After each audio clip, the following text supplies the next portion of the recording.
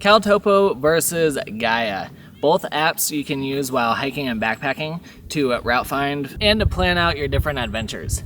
Now the question is one of the apps better than the other? I've been using Gaia for about 10 years, and for the most part it's been pretty reliable for me, but there are a lot of weird glitches and stuff that it does that kind of annoy me, which I'll talk about later. If you're wondering about onX Backcountry, I did a video of that against Gaia a year ago, and that video will be right up here.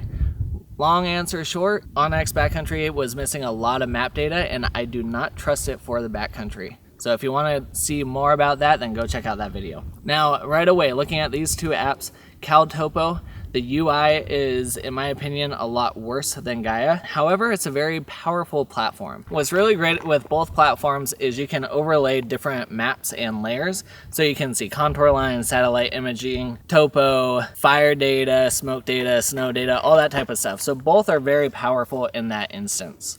Now, CalTopo, one of the benefits with it is you can actually print off all those maps as well if you want a backup copy that is not completely digital. Now, one of the problems I've been having with Gaia lately is when I'm doing routes, the elevation and the mileage has been completely off compared to what I track with my watch and what I track with CalTopo. So I don't know what's going on the back end there where their measurements are off, but I've had trips like my Alpine Lakes high route trip a couple weeks ago that was 6,000 elevation gain off over the course of 3 days, which if you're relying on that information doing backcountry trips, that's a big problem. So right now, just looking at where we are on the map, this is GaiaGPS. You're able to go ahead and change your different layers to whatever you want, and that automatically changes right there on the map.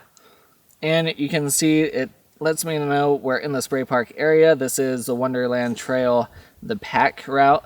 It's not necessarily the true Wonderland Trail, but it does connect the two.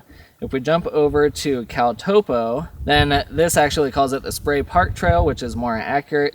It doesn't really give me that this is the Spray Park zone like I would like. I would like there to be more labels like that on CalTopo, but they make it super simple so that you don't get lost in a lot of the extras on there, which I don't know if I fully like. But if you want to go and change your layers, then you can come up here. You have all your different layers that you can add here as well, and all of this is downloaded onto my phone because we are offline. So you can save whatever layers and map data that you want for offline use. So let's keep walking the Wonderland Trail, and we'll keep comparing these two apps to see if there's one that's better than the other. And then when I get home, we'll go on the computer and I'll show you how these two work on a computer setting as well. All right, today is our 7th day on the Wonderland Trail. So let's go back to Gaia versus CalTopo and see how things have been. Now on CalTopo, we have consistently been within about a mile every single day of what CalTopo has routed out, and within a couple hundred feet of elevation gain and loss. Whereas on Gaia, we've been a few miles off of the route and about 500 to 1,000 feet of elevation gain or loss off every single day. So accuracy wise, I don't know what Gaia did in the last year, but they have not been very accurate. And we'll go over a couple other routes back on the computer to show that as well. Now, one thing I really like about Gaia that I've talked to CalTopo and I'm trying to get them to implement is I can go in here and click on a route, and I can pull up the elevation profile, and I can tap anywhere on that route and it'll show me the mileage and the elevation. That's really handy when I just want to click on me, where I'm at, my location, and see how far in we are and how far we have left. Whereas CalTopo, this part's really annoying. I have the graph here, and I have to drag my finger until I get almost to my spot, and then it's never perfect. So if you're trying to calculate in between point to point, it's a complete pain. Now, if you have cell service, you can just use a ruler here and you're able to calculate point to point on CalTopo, but most of the time you're using this offline, so that doesn't really help you. And I don't quite understand why, if you have all this offline data downloaded, why you can't use a ruler offline or create new routes in the zone that you have downloaded. Now that part I don't like, but I do prefer accuracy over anything else. So right now, CalTopo is winning on accuracy. Now what we're going to do is we're going to go to the computer, and I'm going to show you how to use these two platforms on the computer, and I'll show you some comparisons as well between different tracks, so you can kind of see the accuracy differences there as well. All right, we are back at the computer, so let's take a look at a couple different routes that I did over the summer and compare GaiaGPS to CalTopo and compared to my Garmin Epix Pro 2 to see how the data all aligns with each other. So we'll start off with the Alpine Lakes High route, which I did back in July, and that was a 3-day trip. So if we look at it, we had one day with 11 miles, almost 5,000 feet of gain. Another day with 10.73 miles with 4,300 feet of gain. So that's 21 miles with 9,300 feet of gain so far. And the third day, 10.33 miles with 1,800 feet of gain. So that's about 31 miles and 11,100 feet of gain, give or take. Now, if we look at GaiaGPS and we look at that same route that we did, it estimated 31.7 miles, so pretty much right in there, but it estimated 15,876 feet of elevation gain. So that's a 4,700 feet difference between what we actually did and what it calculated. That's a pretty significant difference. That's a whole nother day, maybe 2 days, depending on how much elevation you're going to do in a day. Difference right there. So let's look at CalTopo. CalTopo distance 30.5 miles. So again, right in there, 31-ish miles. And it has 12,423 feet of elevation gain. So it's still about 1,300 feet off, but it's way closer than 4,700 feet. So on that trip, for some reason, I don't know what Gaia is calculating on the back end, but it was significantly different than CalTopo. And the routes are pretty much the exact same that we drew out. And just to be clear, these CalTopo routes and the GaiaGPS routes, these are created before the trip. These are not recorded while on the trip. These are done beforehand. So these are planning out a route, and then the Garmin is what we actually did on the route, which is obviously going to have some drift and stuff with GPS, but I'm looking for a ballpark and getting pretty close to the data that is on these mapping apps. Okay, so now let's make our way over to the Wonderland Trail, and we are on day 3 of the Wonderland Trail. What we recorded with the Garmin was 11.8 miles, 2,900 feet of elevation gain. If we jump over to GaiaGPS, the estimate was 10.3 miles and 3,100 feet of elevation gain. So it's about 1.5 miles off and 300 feet of elevation gain off. So not too bad, especially distance-wise. You know, we were in the woods. You're going to have that drift like I talked about, but ascent and descent should be pretty much ballpark. It's about 300 feet off. So CalTopo, 10.28 miles and 2,900 feet of elevation gain. So the elevation gain between CalTopo and the Garmin, almost completely identical. Basically spot on. The mileage off a little tiny bit, but elevation gain, pretty spot on. So let's take a look at day 6 on the Wonderland Trail, which was a bigger day. We recorded 15 miles and 6,000 feet of elevation gain. And the projection from GaiaGPS, 13.8 miles and 6,200 feet of elevation gain. So it's a little over 1 mile off and a couple hundred feet of elevation gain off. And then CalTopo, 13.78 miles, so about 1 mile off it as well. 6,000 feet of elevation gain, almost spot on with what we recorded. So for some reason, GaiaGPS continues to estimate more elevation gain than what there actually is, and it's been pretty consistent that way the entire summer. It's hard for me to trust the data that it's giving me when I don't know for sure what that elevation gain actually will be. Now on these ones on the Wonderland Trail, it's been pretty close, so that's not going to really mess you up. But in a situation like the Alpine Lakes Wilderness, if it really is 4,000, almost 5,000 feet off, that's pretty significant if you're trying to plan something out. Okay, let's do a little bit of an experiment and actually map out a couple of routes on Gaia and CalTopo and compare it to our trip in Yellowstone. So we did a trip around Shoshone Lake, And between the 3 days on trail, we were at about 31.4 miles with 3,800 feet of elevation gain. So let's jump over to CalTopo, and we will go ahead and map this out for you.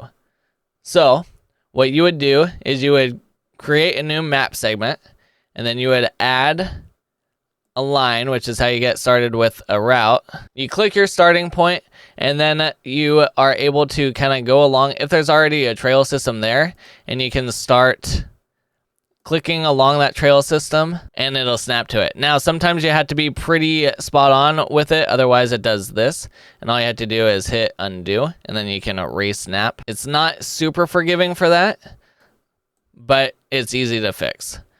So we went all the way around the lake, and then went right back to where we started.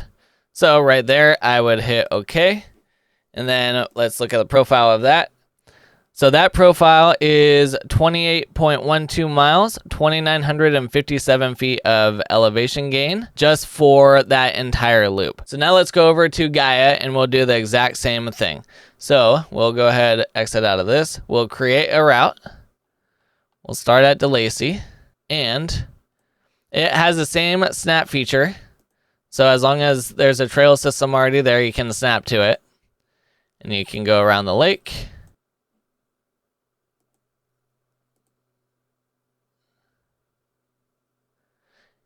And now this is one of the problems with Gaia is I have a dot here, so I can't put another snap there. I have to kind of move it on the line a little further away.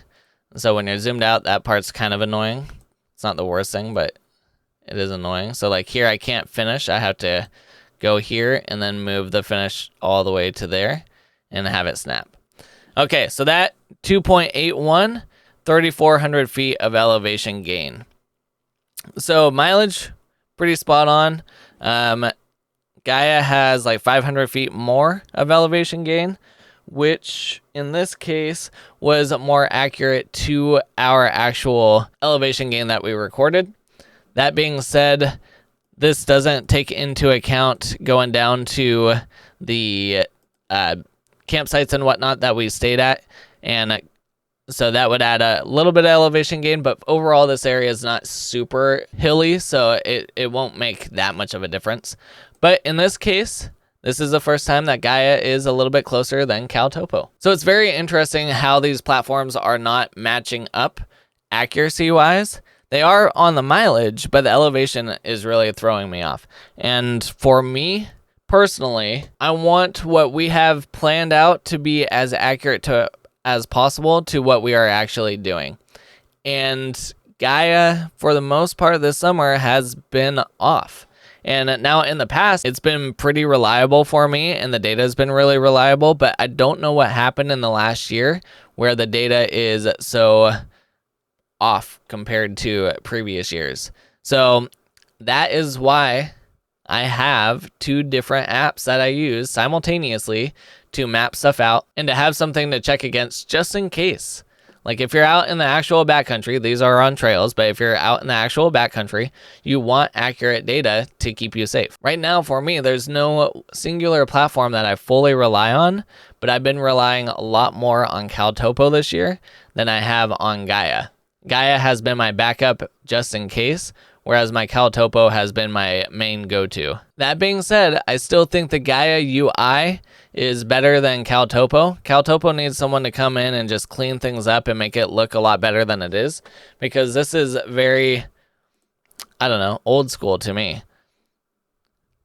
Like clicking on stuff, it seems like there's much better ways to do this. Like Gaia has sliders and all sorts of stuff. CalTopo, I have to type in percentage here, or I got this slider here if I want to see overlays or anything like that.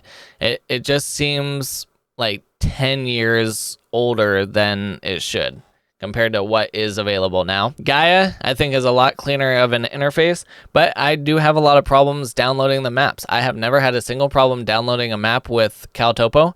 It happens almost instantly. Whereas Gaia, I'll put up a little screen recording that I took of how often Gaia freezes up on me when I'm trying to download stuff, and it just turns into a black screen, and I can't do anything.